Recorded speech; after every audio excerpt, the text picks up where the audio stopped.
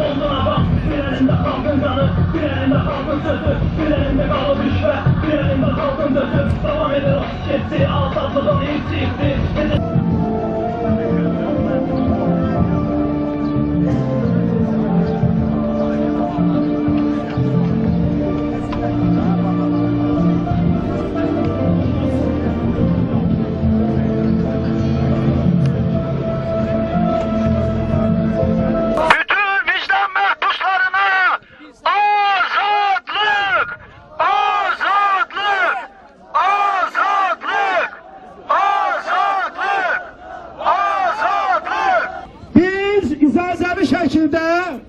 Razılaşıp bura mitingə gəlmişik. Əgər hakimiyyət bu razılaşdırılmış mitingə maneçilik törədəcəksə, biz məcbur olub buradan birbaşa şəhərin mərkəzinə getmək zorunda qalacağıq.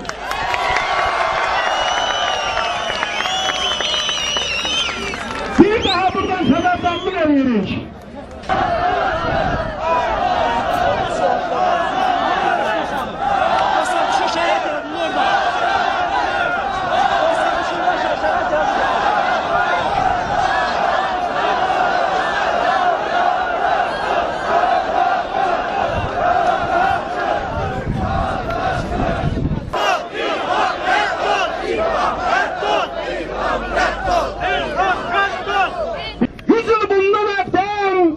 Milletlerin imzası arasına Azerbaycan milletinin imzasını atan bizim babalarımız olan müsavatçılara ve bugünkü müsavatçılara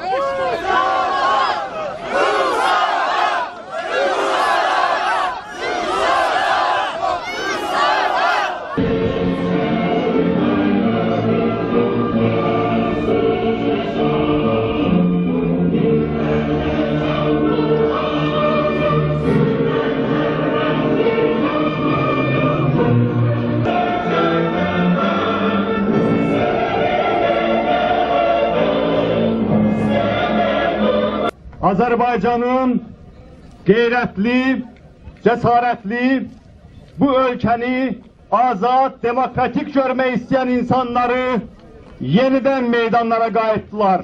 Biz bu 7 ile yakın dövrde öz isteğimizle meydanlardan kenar düşmemiştik.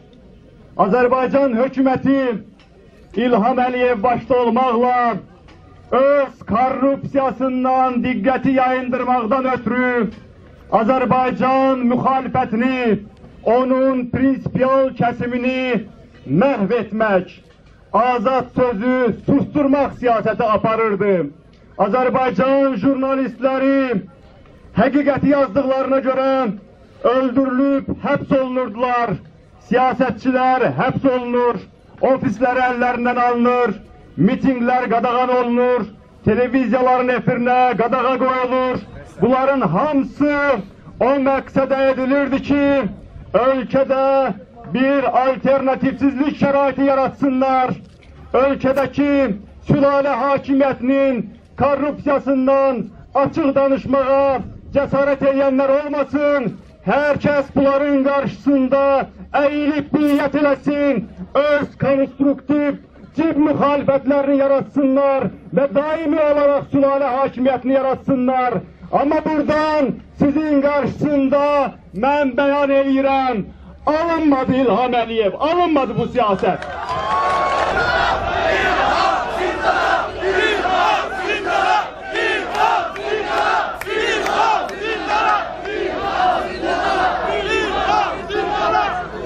Biz bugün buraya 10 binden artık insan olarak toplandık. Eşk olsun size, millere. Biz buradan diyoruz ki bu 10 bin en tez bir zamanda 100 bin olacaktır ve bunu da görecekler. Azerbaycan dilinde normal danışabilmeyen, artık yaşı ötmüş, Rasulade başta olmakla Azerbaycan hükümeti istifa.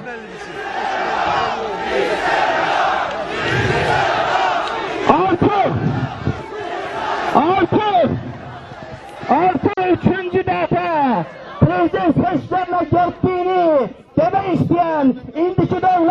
başçısı İlham Əliyevə istifa.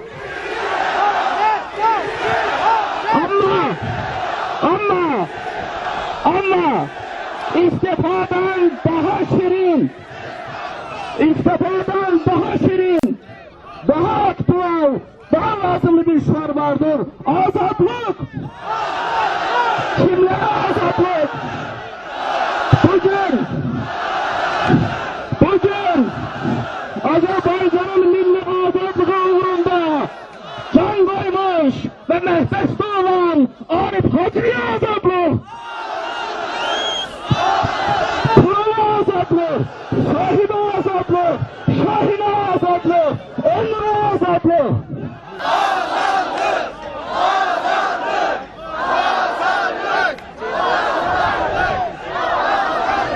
Güzel bir yaz gününde sizleri burada görmek çok hoştu. Müsavat adından ve İçtimai Palatanın Kardinal Şurası adından hamınızı salamlayıram. Eşq olsun sizlere. Azerbaycan xalqı öz çox minillik, şərəfli tarixi boyu hər zaman azadlıq uğrunda mübarizə aparıb. Hər zaman ləyaqət uğrunda mübarizə aparıbdır. Və 20-ci əsrdə Böyük Məhəmməd Əmin Rəsulzadə bu azadlıq mübarizəsi eşqini, istəyini, iradəsini, əzmini çox mükəmməl bir ideologiya halında, çox yüksək səviyyəli bir siyasi cərəyan halında hazırlayıb xalqa yenidən təqdim edib, bu xalqın bayrağını, gerbini, himnini xalqa təqdim edibdir. Və 100 illik mübarizə başlayıbdır, azadlıq, ləyaqət, demokratiya uğrunda. 20-ci əsrin sonunda bu yolu Əbülfəz Elçi bəy Rəsulzadə bayrağını yüksəldərək davam etdiribdir və bizim üçün də fəxrdir, qürurdur ki, Elçi bəyin liderliyində bu mübarizədə iştirak edənmişik, Azərbaycanın müstəqilliyinə nail olmuşuq. Eşq olsun bu yolun öndərlərinə, Rəsulzadəyə, Elçi bəyə və bu yolu gedənlərə.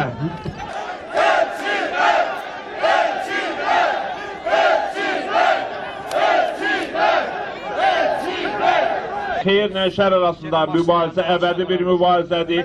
Digər tərəfdən Azərbaycan dünyanın ən gözəl məmləkətlərindən biri, bəlkə də birincisi, hər zaman müxtəlif qüvvələrin marağında olubdur. Hər zaman çalışıblar ki, burada xalq öz taleyinə, öz torpağına, öz sərvətinə sahib çıxa bilməsin. Bu sərvətə, bu torpağa sahib çıxmaq istəyiblər kənardan və ona görə də hər zaman daxildən xəyanətkarlar tapıb, o xəyanətkarları bu xalqın başına gətiriblər.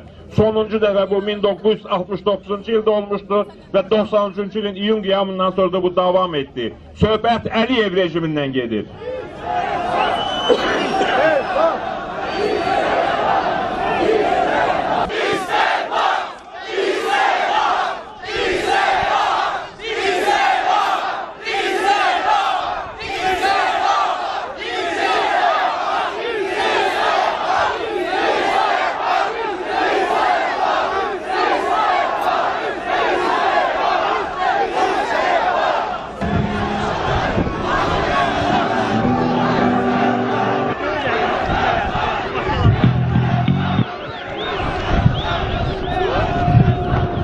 Aziz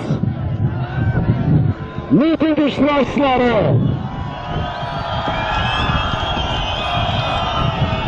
sizin bu coşkunuzun, bu beyanetinizin, bu istifa şuarlarının mukabilinde hakimiyet bu meydana sağdı elədi ki, tenekküle yesin.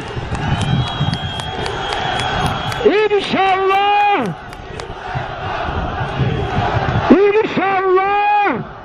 biz meydana 100 binleri toplayıp istifa nail olacağız.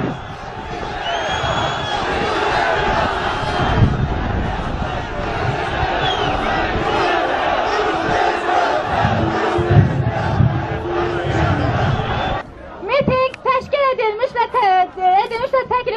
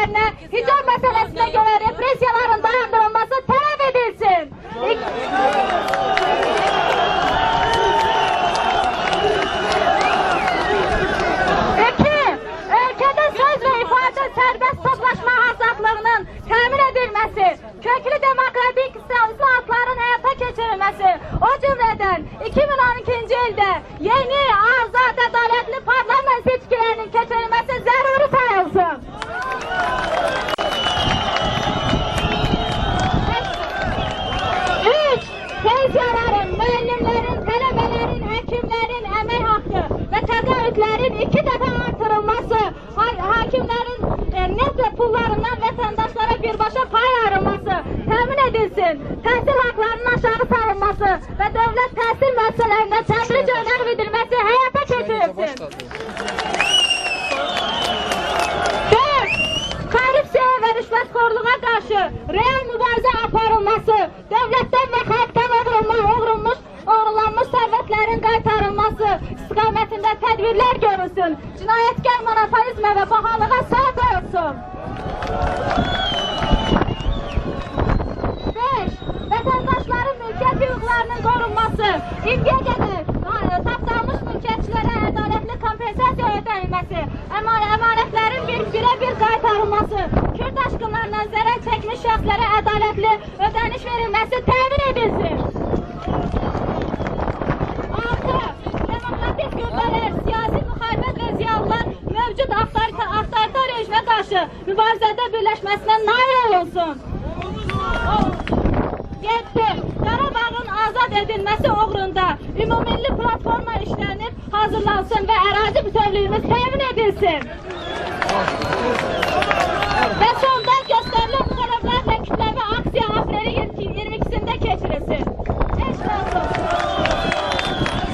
Və sonda anlatılmaq istəyirəm ki, qorxmayın, cəsarətli olun. Bu hakimiyyət bizə heç şey eləyə bilməz. Eşq olun. Bu hakimiyyəti qoldur rejimidir. Eşq olsun, eşq olsun.